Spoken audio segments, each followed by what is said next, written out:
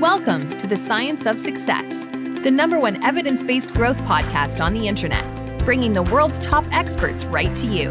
Introducing your hosts, Matt Bodner and Austin Fable.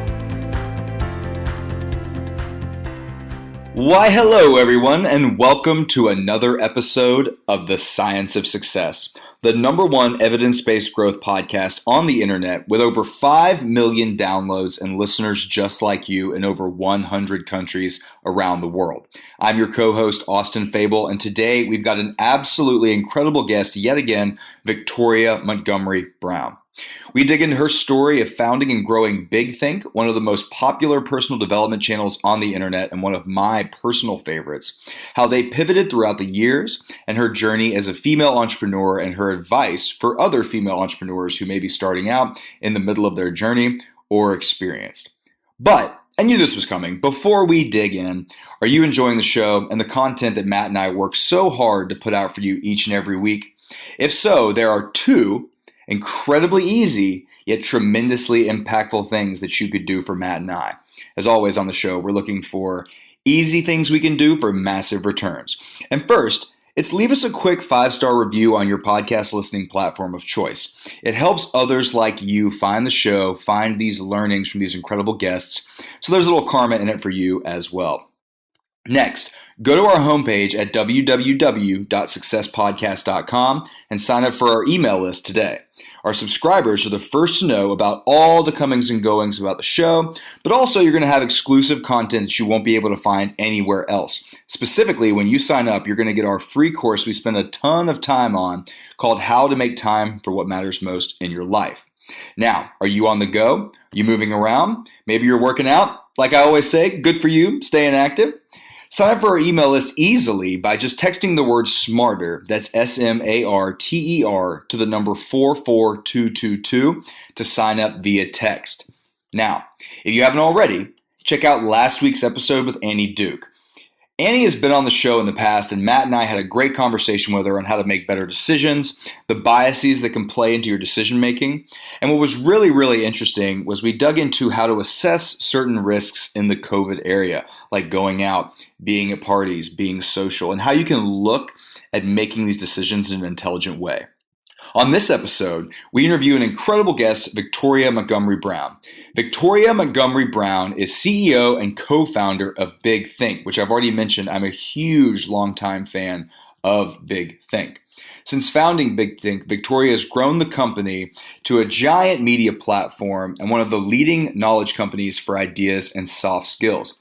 Victoria oversees the growth and direction of the company and is also responsible for Big Think's strategic partnerships with global companies, including initiatives with Shell, Intel, Merck, Mercer, Pfizer, Microsoft, and many, many more.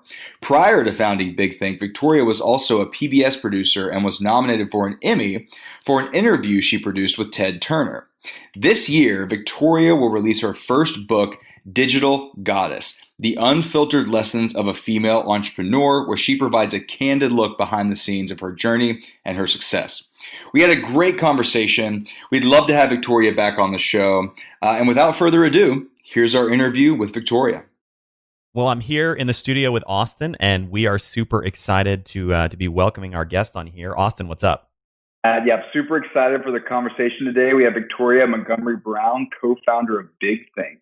Big, exciting stuff. I've been a fan of Big Think for a long time, Matt. I know you're very familiar as well. Of course, yeah. Frankly, I think we've crib notes quite a few things from Big Think for some of our interview prep and in many of the people that we've interviewed, and there's been a lot of crossover there. But with that, I'd love to welcome Victoria to the show. Victoria, welcome to the Science of Success. Thank you both so much. I'm really excited to be here. Well, we're super excited to have you on the show. And obviously, as we just said a second ago, we're both big fans of Big Think and everything that you've done there.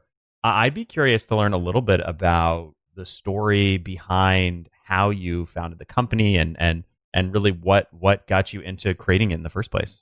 Absolutely. So I have a business partner, Peter Hopkins, and in around 2006, I think YouTube popped up right around then, and we saw kind of a dearth of thoughtful content on the internet, and we thought that there was a great opportunity for that to exist.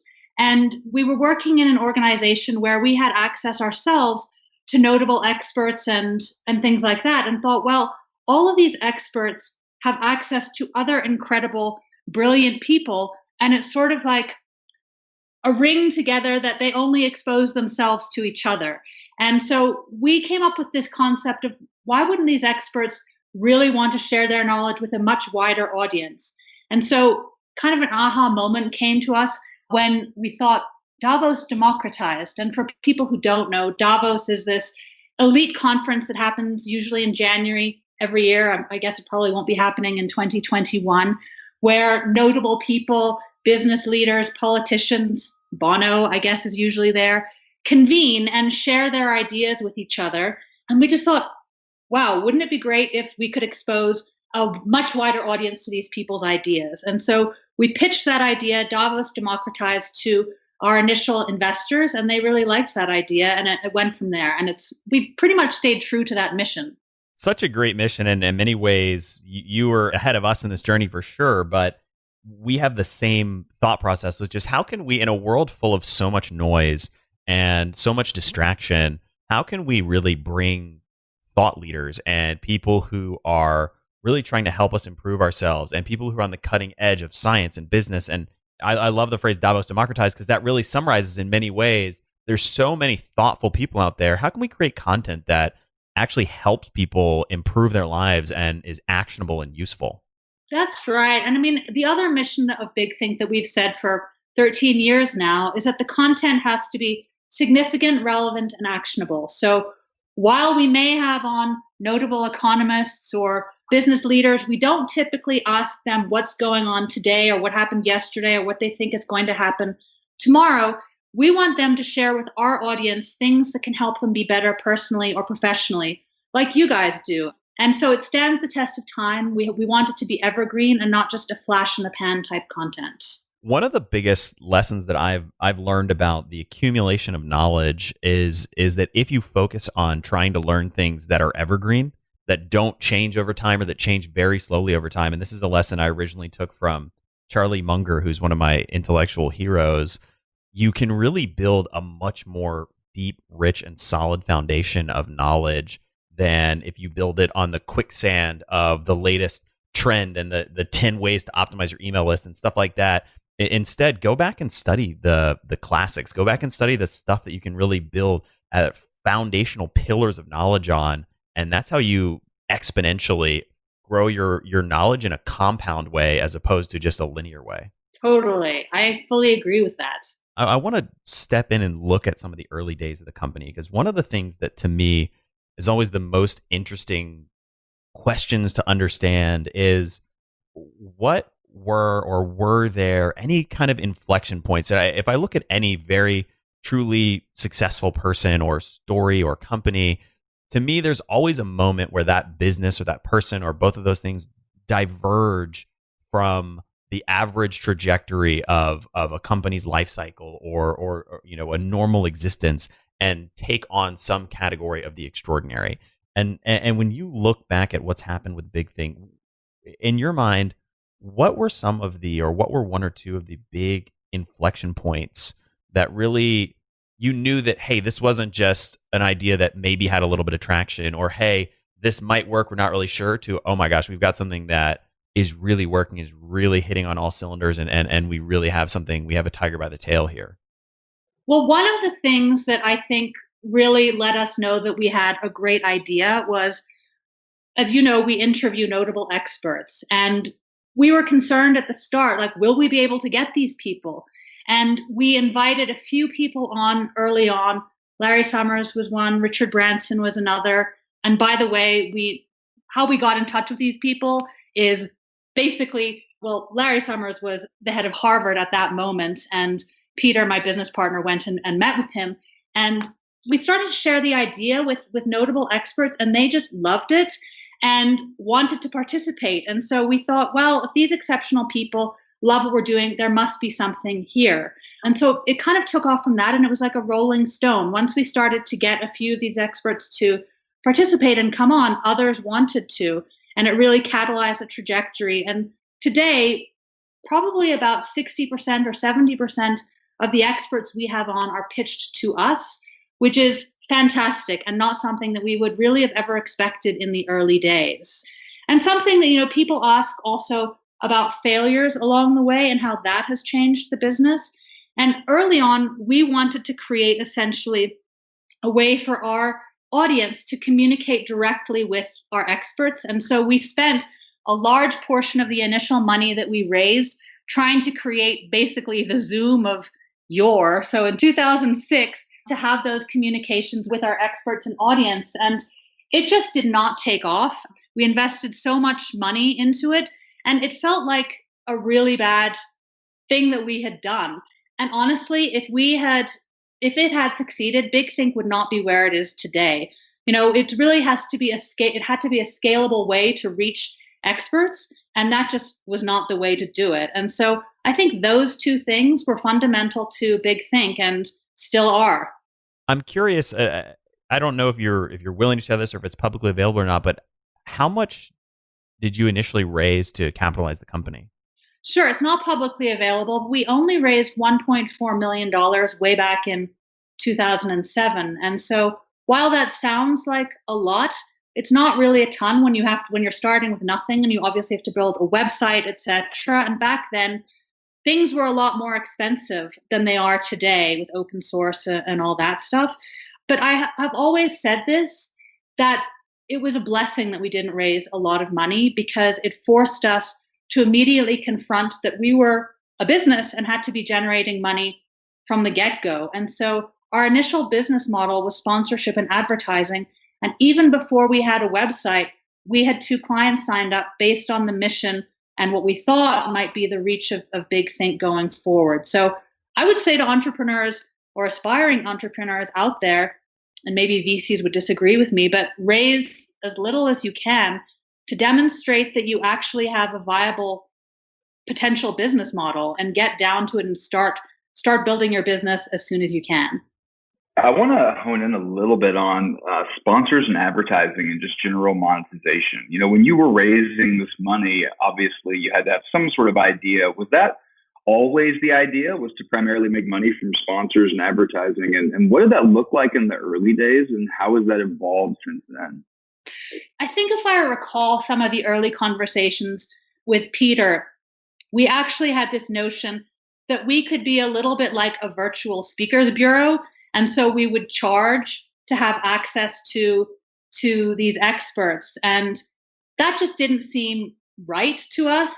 And so that initial business model, it also didn't seem like it was scalable, really. And so the sponsorship and advertising way back in 2006, 2007 was what we thought was feasible. Today, I don't know if I were to start a business, if that would be the business model that I would select. But that's what launched us.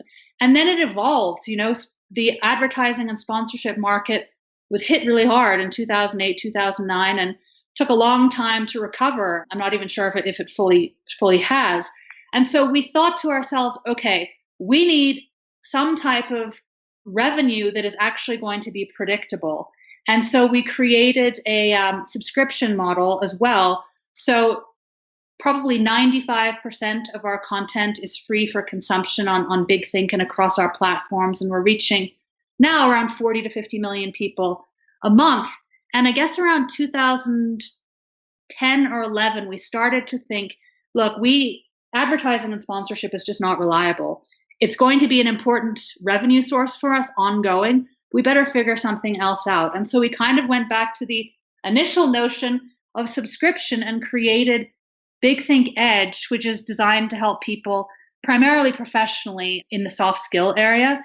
And so we got a bunch of clients that way. And then in the last couple of years, individuals have said that they want access to that too. So we created a B2B, so business to business model, as well as a business to consumer model.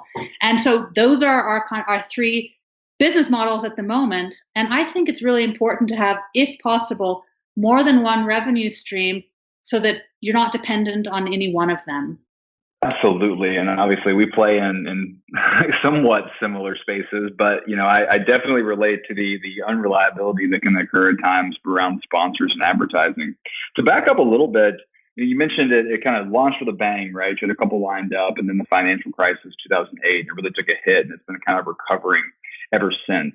Have you all found that most of your sponsorship opportunities, well, I guess let me rephrase that. So what does that look like? Is that purely off of things like AdSense on YouTube? I know you've got quite a sizable audience there. Is there a team that sort of courts these advertisers and tries to entice them to come in and sponsor things on your page and on your videos?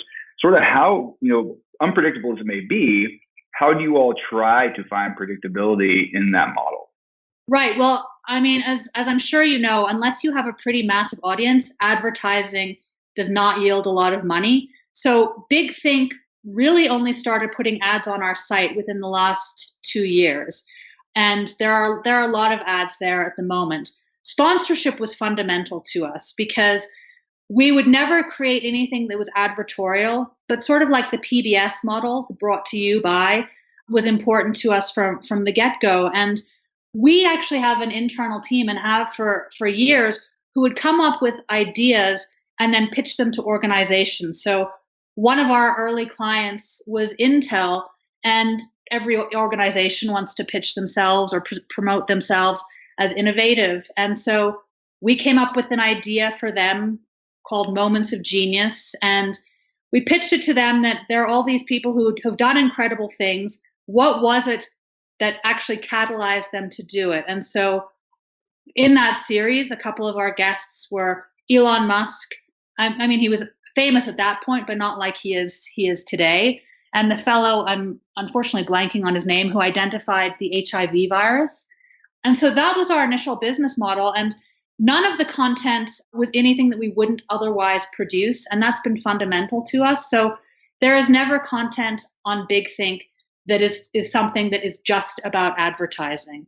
As time evolved, though, and advertising agencies were suffering and organizations were spending less on sponsorship, it was a real problem for us. And so we did have basically a come to Jesus moment where we are going to be in deep trouble if we don't figure out another revenue stream. And that's how we came up with the subscription model. And I will tell you another story of thankful failure, because, sometimes failure in the moment sucks, but sometimes it can be a big blessing. We also created a scenario where we were going to get experts' advice for organizations. And we had no expertise in doing this, but we invested probably 4 or 5 months in figuring out how we might pitch Big Think's experts to organizations, pay the experts, and obviously make money for Big Think. That just went completely off the rails. And instead of Peter and I, collapsing and thinking, oh my God, we're screwed, we basically just doubled down and came up with another solution. And I will say again, not having a lot of money or runway in these times can actually be beneficial, because it forces you to be innovative in the here and now and not rely on the money that you have potentially lasting you for a year or two. This episode of The Science of Success is brought to you by our partners at BetterHelp. That's BetterHelp, H-E-L-P. You'll get 10% off your first month by going to BetterHelp. Once again, that's BetterHelp, HELP.com/SOS today for 10% off your first month. Let me ask you, what interferes with your happiness? Is there something preventing you from achieving your goals? I know there have been plenty of times getting too far into my own head has kind of gotten in my way. Limiting beliefs, thoughts of doubt, it can all build up inside you and become paralyzing or cause counterproductive behaviors to form. BetterHelp will assess your needs and match you with your own licensed professional therapist. You'll get timely and thoughtful responses, plus you can schedule weekly video or phone sessions, all without dealing with one of my least favorite things ever, the waiting room. It's effective and more affordable than traditional online counseling, and financial aid is available. Licensed professionals are on staff who specialize in things like depression, stress, anxiety, relationships, trauma, and even more. Plus, everything you share is completely confidential. In fact, so many people have been using BetterHelp, they are recruiting additional counselors in all 50 states right now. If you want to start living a happier life today, as a listener, you'll get 10% off your first month by visiting betterhelp.com/SOS. Join over 1 million people taking charge of their mental health. Again, that's BetterHelp, HELP.com/SOS for 10% off your first month today. It's amazing how constraints can force creativity and activity. I'd be curious. You use these words very differently, and I think I understand the difference, but to me, they often get lumped together into one thing. And so tell me how you conceptualize the difference between sponsorship and advertising, because it seems like that distinction has really fundamentally transformed the way you've been able to monetize Big Think in many ways. I think so for sure. So in a sponsorship, we work really closely with the sponsor. We figure out what it is that they're trying to present to our audience or their audience, and then we come up with ideas for them. And it really still has to be significant, relevant, and actionable. And they are often deeply involved in the ideas for the content creation. Big Think does all of that, from booking the guests to production to distribution, etc. But it's a very involved process with our client or the sponsor. And advertising is just the ads that are on, the site that we don't really have control over, except maybe not allowing gaming advertising on or things. So it's much more about the amount of viewers that you have on your website, where, at least from my perspective, sponsorship is about who specifically you're reaching and what the message is you're trying to get to that audience. And it really, you have full control over that and the content creation. Whereas advertising, we have not a lot of control about the ads that appear on our site. And it's just literally about quantity versus, I think, specifically who you're trying to reach. I'm going to paraphrase this, so tell me if I understand it correctly. The distinction is that sponsorship is more about going deep, reaching a specific audience in a very targeted and tailored way, as opposed to just putting AdSense on your website, basically. Absolutely, that is right. And I would say, we didn't want to disturb our audience with ads if it wasn't necessary and if it wasn't going to yield important revenue for Big Think, which is why we really had no ads on our site for the first 10 or 11 years. And only once we got our audience up to such a significant level did we start putting ads on it. That's what I would recommend for others. Is if you can avoid putting ads on your site as much as possible to provide your audience with the best possible experience, I would do that. Obviously, once advertising revenue becomes important and somewhat unavoidable, then I understand doing that. But if you can avoid it, I would. I'm curious, tell me a little bit more about, especially in the early days. I mean, it seems like you were able to land some big names. I mean, obviously Richard Branson is huge, but some big names early on that maybe drove the acquisition of sponsors a little bit more effectively. But how do you, when you're pitching a sponsor, especially in the early days of Big Think, approach or broach the topic of looking at it in a way beyond just CPMs or some generic advertising metric and say, hey, we can deliver more than that, but you need to pay more than what you would normally pay? Does that make sense? It does. I mean, I don't have the silver bullet answer for that, but how we pitched it was that we were going to be delivering excellent content that they would get to associate their brand with to a relatively small audience in the early days, but it would be meaningful and impactful, and that they could also use the content that we created to target their own audiences internally. So while Big Think owned all the content, and after the sponsorship, we would often remove the sponsor's branding, etc., from it, it was really about quality of reach versus quantity of reach. Now, because we have a very significant audience, it's a combination of the two. But I think even today, brands recognize that it really matters how you're reaching people, and that quality is much more important than quantity. Yeah, that's such a great point. And especially in a world full of so much noise and endless content, it's important to be associated with the right kinds of brands and reach people in the right way. That makes a lot of sense. You touched on one other question related to this, which I think is another really unique, novel approach to the broader sponsorship business model. Tell me more about these unique campaigns that you would craft and pitch to corporate sponsors. How did you conceptualize or think about in a broad way the idea of putting these campaigns together and how you tailored each pitch to each individual corporate sponsor? Well, I will say that it starts with a lot of research and also kind of have to have a luck along the way. But we do and still do, did and still do a lot of cold outreach, but we would research the brands, figure out what their mission is. Looking at annual reports is not a bad idea, as boring as it may be, to figure out what the company's mission is for the next year.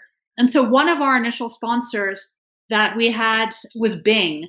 And we knew that they wanted to differentiate themselves in the search engine world.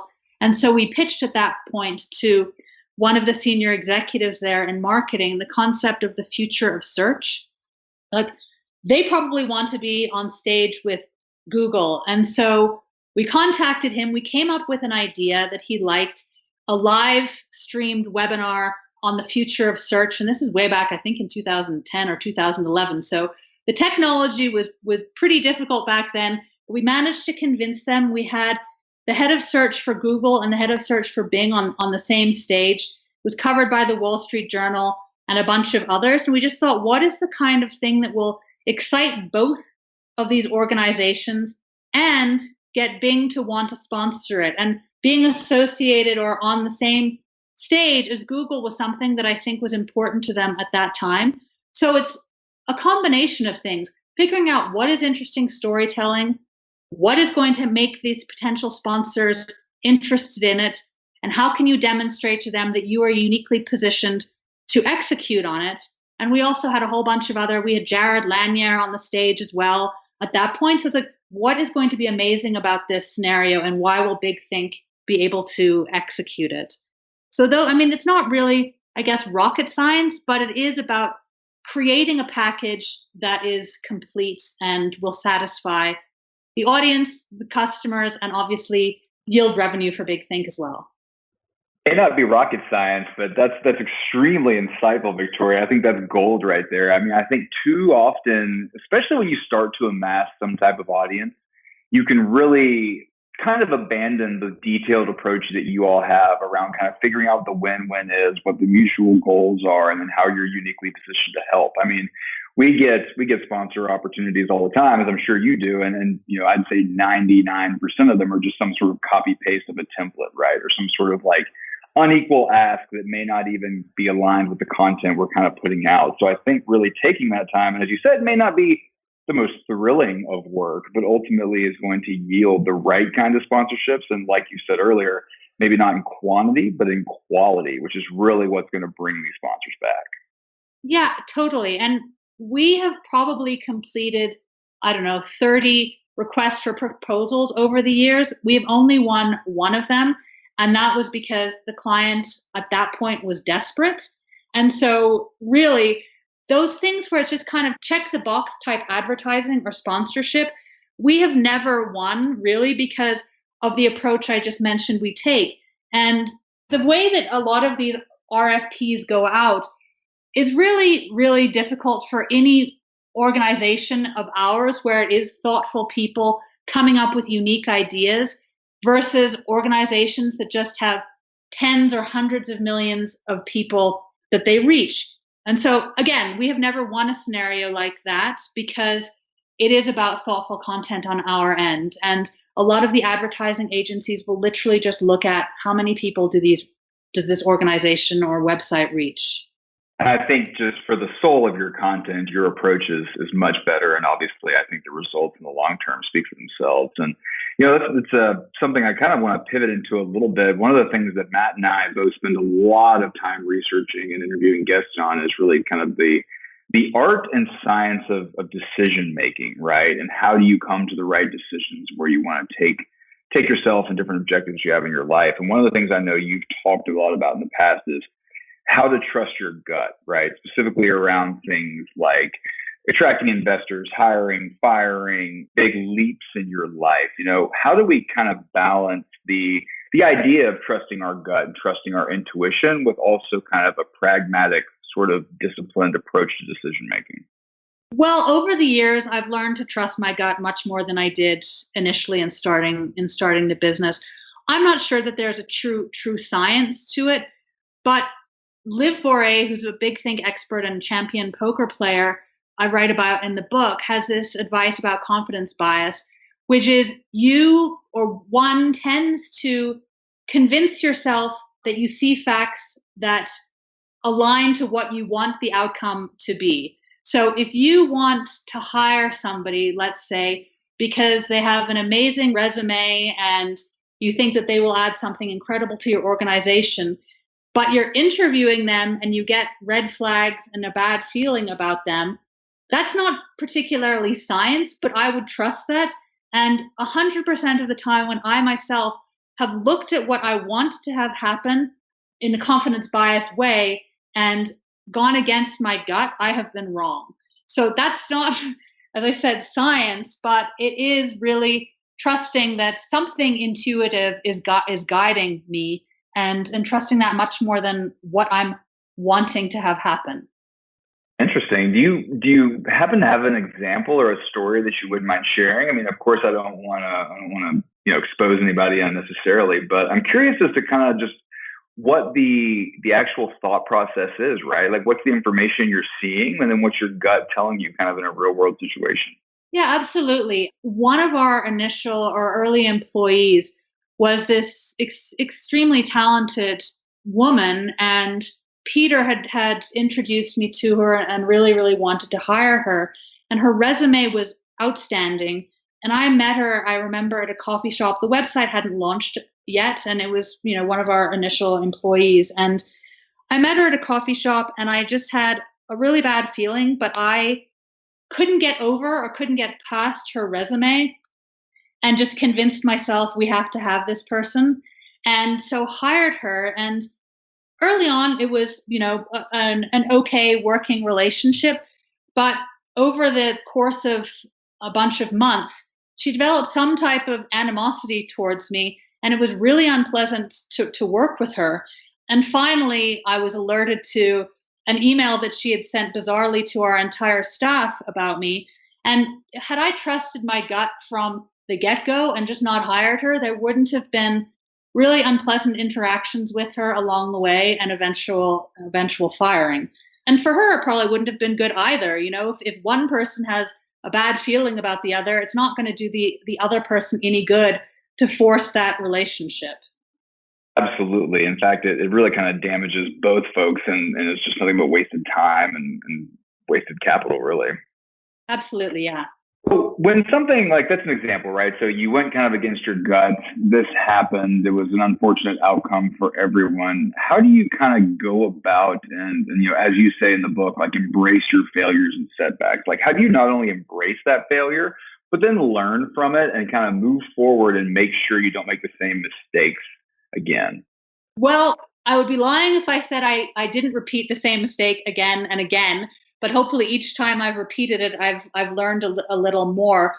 But when I say embrace failure, I really just mean acknowledge it. One of the things that I talk about early in the book is transparency. And I think that as a leader or anybody in any organization or relationship, the way that you build trust with people is to be as transparent as possible and acknowledge your mistakes as quickly and as brutally as you can.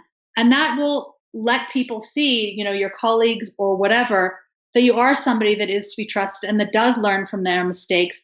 And in an organization, I think that is a really important aspect of leadership, is really taking on the mistakes you made and letting people know that you have seen them and that you're going to work to change them. Do you ever wish that you were in early on some of the best performing IPOs of 2019 and 2020? With our sponsor, OurCrowd, accredited investors have access to invest directly, easily, and most importantly, early. OurCrowd investors have benefited from OurCrowd companies IPOing just like Beyond Meat, or being bought by companies like Intel, Nike, Microsoft, and Oracle. If you're an accredited investor, you can join OurCrowd for free at OurCrowd.com ourcrowd.com/science and review the current deals. No payments involved at all until you decide to participate in a deal. And as you refer deals, now here's one of my favorite parts, you have access to our crowd's investor relations team, who you can talk to directly on the phone about your personal investment goals. Now, the Our Crowd's investor relations team have already done a ton of things to help you out. They've reviewed thousands of companies, invested hundreds of millions of dollars, closed investments on over 200 companies, chosen dozens of companies that have made exits, and accredited investors can participate in a single company deal for as little as $10,000 or one of our crowd's funds for as little as $50,000. Today, you can join our crowd's investment in Mimic. Mimic explains that their tiny robotics allow surgeons to be less invasive and safely perform gynecological surgeries so women heal faster and have less scarring. Mimic is a much needed innovation in the rapidly growing multi-billion-dollar robotic surgery market. You can get in early on Mimic and other unique opportunities at ourcrowd.com/science. If you're interested in investing, you need to join Our Crowd. The Our Crowd account is free. Just go to Our Crowd, that's OURCROWD.com/science to get started with your free account today. Yeah, I think that's such an important insight, and there's two things really to me that come out of what you just said. One is this understanding, and the example you gave a minute ago about that hire even underscores this more so, but mistakes are an inevitable part of being in business. And I think many people go into business or really in anything they're doing in their lives and they try to avoid making any mistake, when the reality is if you're moving quickly enough, if you're doing enough, and you're taking risk and you're trying to create something, which you obviously have created a tremendous amount from nothing, mistakes are a part of that process. And you have to be okay knowing that going in, and you have to have this willingness, which is personally, I believe, one of the most important skills in life, to face up to your own mistakes, your weaknesses, your failures, and realize, hey, I screwed up and I need to correct it. Because the sooner you do that and the sooner you take ownership of it, you can progress beyond it. And it's so much better to do it quickly than it is to try and bury it under the rug or hide from it. That's exactly right. So I want to change gears a little bit and talk about another challenge that I know many of us face, and I've certainly faced it. I know Austin's faced it. How do you think about, as somebody who's been in the trenches, scaling a startup, building an organization, eventually you're going to get burned out. How do you think about overcoming that, dealing with burnout, keeping yourself balanced if possible, especially in a business as challenging as online media and online content? Well, I mean, as I write about in the book, I did not lead a balanced life for the first 11 or so years of Big Think. So that's a long time. And I would learn from my mistakes, which is that Big Think was my entire, reason for being. And I took it on as a reflection of myself, which it is not. It's a website. It's a business. I am my own person. I am not Big Think. It became sort of like Victoria and Big Think were one and the same. And that led to a lot of real mental issues for me. I became completely anxious all the time and even developed depression. And I remember this one instance when Peter and I were in San Francisco and we were seated at Yerba Buena, which is this place like coffee shop or whatever. And we were sitting there and I was talking to him about all the doom scenarios that could happen to Big Think. And while it is the role of founders and a CEO to see what possibly could go wrong, the more fundamental thing is to focus on what could go right and be optimistic and positive and impart that across the organization. And we were just sitting there and I was like, this could go bad. This could go bad. This is going to go bad. And he finally said to me, if all is basically so bad and so gloomy and doom filled, why are we doing this? And then he, took a step back and said, I really can't at this point, Victoria, continue working with you in the way that you are at this moment, and you need to go and get help.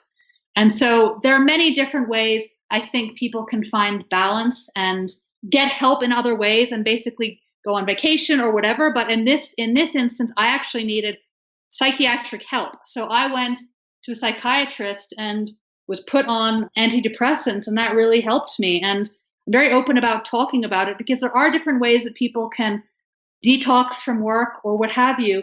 But that was the way that I needed to at that moment, which was pretty severe. And I really am grateful to Peter for doing that intervention at that moment. Mental health is such a critical topic, and I applaud you for sharing your own struggles with it. I mean, it's something we talk a lot about on this show, and the importance of prioritizing that, taking care of yourself, having the awareness to know that you need to deal with something, you need to face something, you need to, as we touched on a minute ago, you need to accept those challenges and address them. So again, thank you for sharing that, and thank you for really underscoring one of the important things that doesn't get talked about enough, and we try to share on the show, is the importance of keeping your mental game strong and taking care of your mental health, because it's so undervalued and it just doesn't get talked about. Yeah, and it's, it makes life really unpleasant if you don't. So I want to jump around a little bit more because there's so many interesting things you talk about in the book.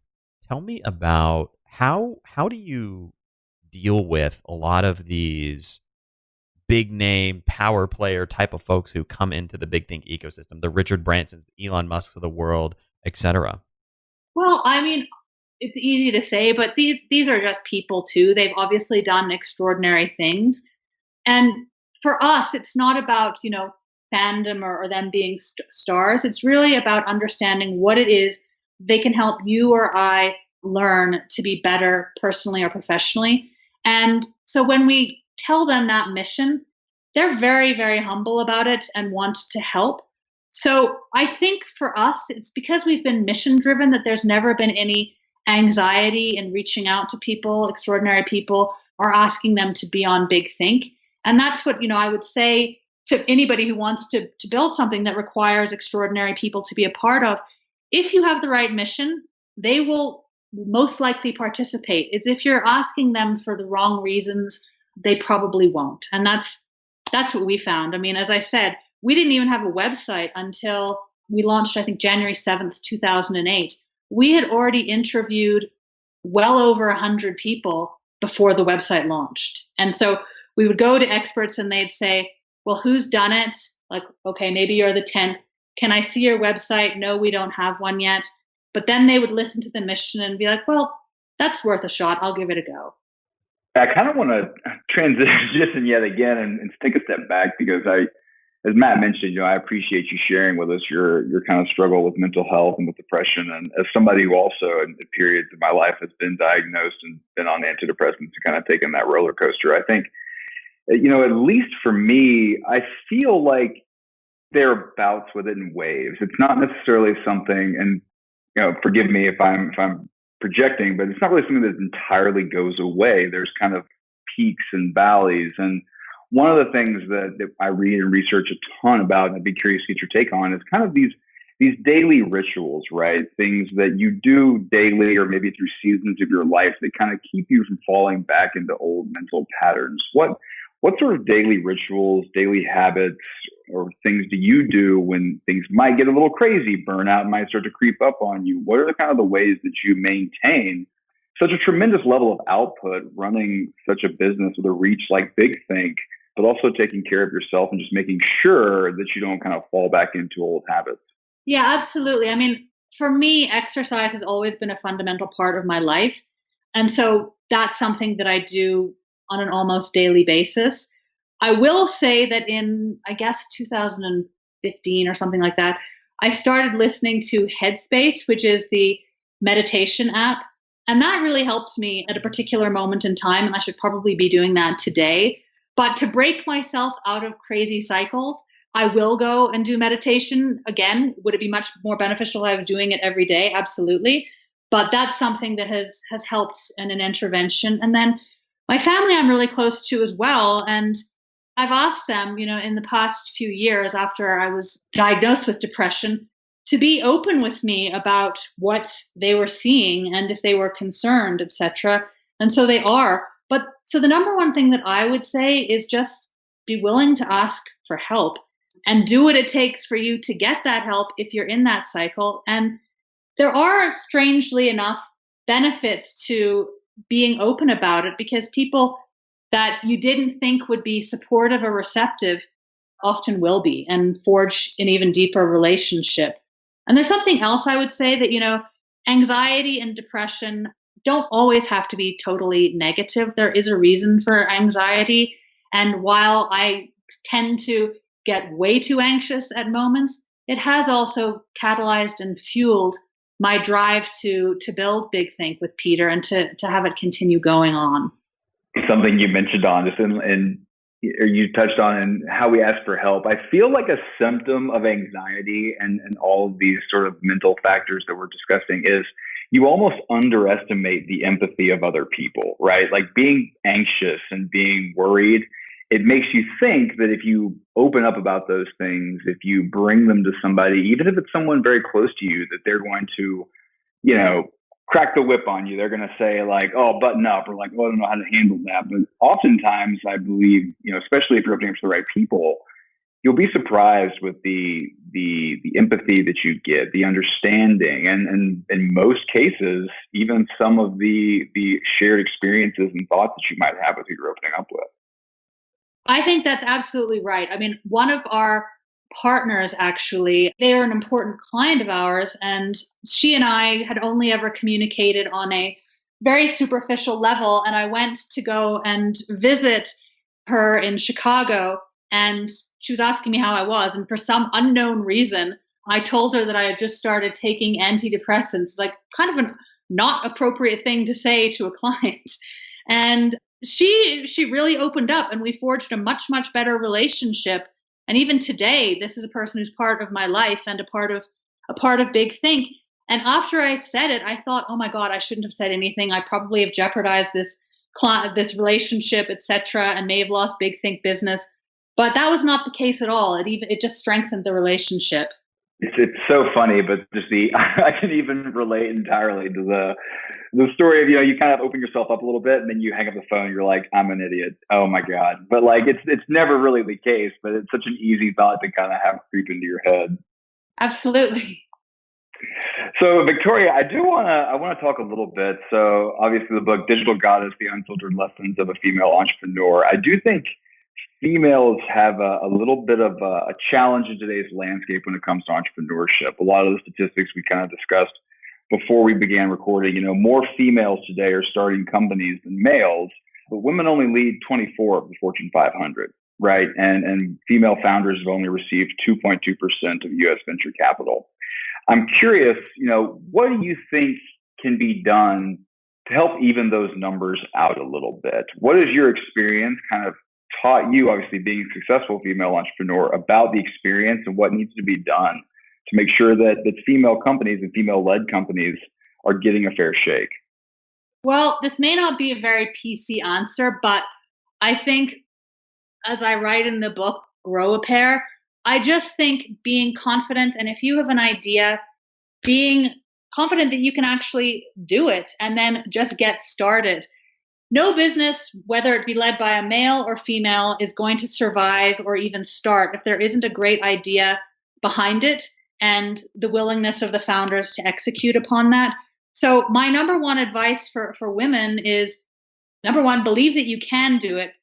But more importantly, find yourself an amazing idea and go for it. There's really no magic to it. I've been extremely fortunate. The vast majority of our investors have been men. And I just really believe that the majority of men want to help women in business succeed. And that is an advantage as a woman. And I think women should feel comfortable using that. There is a lot of opportunity for women in terms of fundraising, and there are a lot of VCs that focus specifically on women. I wouldn't say there's anything magic about it, but there is, I think, a lot of opportunity for women that they may not feel is out there. And I have felt that me being a female CEO and founder has actually been super beneficial to me and helped us get in front of people that maybe a male founder or CEO might have had more difficulty doing so.